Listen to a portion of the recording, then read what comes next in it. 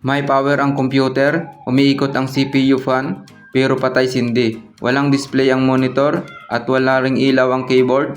Sa ganitong sitwasyon, kadalasan iniisip agad sira na ang motherboard o power supply. Pero sa video na ito, ipapakita ko kung paano ko inaayos gamit lang ang simpleng troubleshooting. Kapag patay sindi ang fan, ibig sabihin hindi stable ang boot ng system. Hindi siya tuluyan nag-on dahil may component na hindi pumapasa sa initial check ng motherboard. At isa sa pinaka-common na dahilan nito ay RAM problem.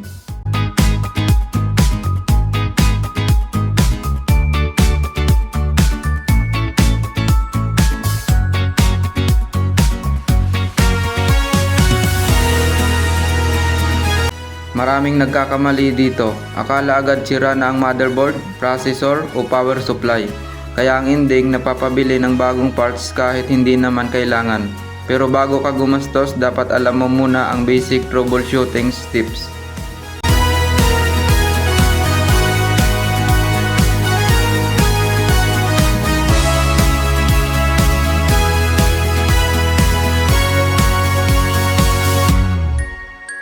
Unang step, i-check ang RAM. Ang RAM ang isa sa pinaka-critical na components sa boot process. Kapag hindi ito ma-detect ng motherboard, hindi talaga magdi-display ang system. Tinanggal ko ang RAM.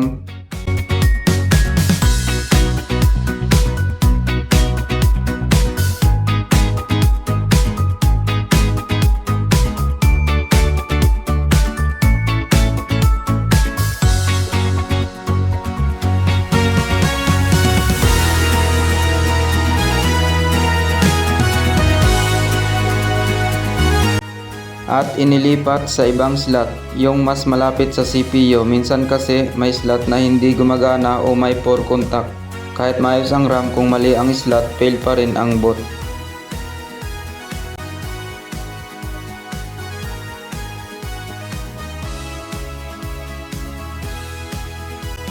Pagkatapos, sinubukan kong i-on ulit ang computer.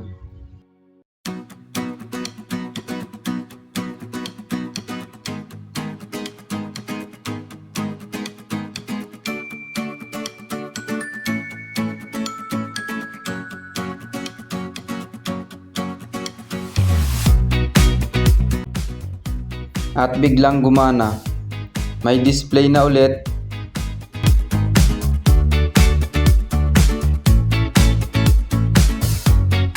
Umiilaw na ang keyboard at tuloy-tuloy na ang andar ng system. Ibig sabihin, hindi sira ang motherboard o power supply. Ang problema lang RAM slot. Pwede itong dahil sa dumi, loose contact o minor hardware issue sa slot mismo.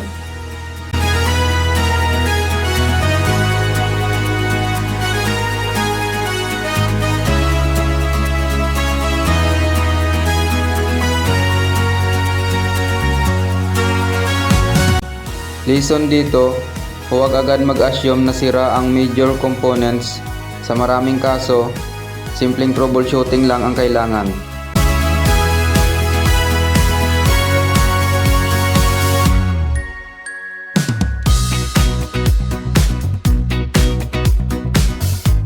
Kaya bago ka gumastos, check mo muna ang basics. At pa-like po at subscribe kay Kain Bento. Salamat.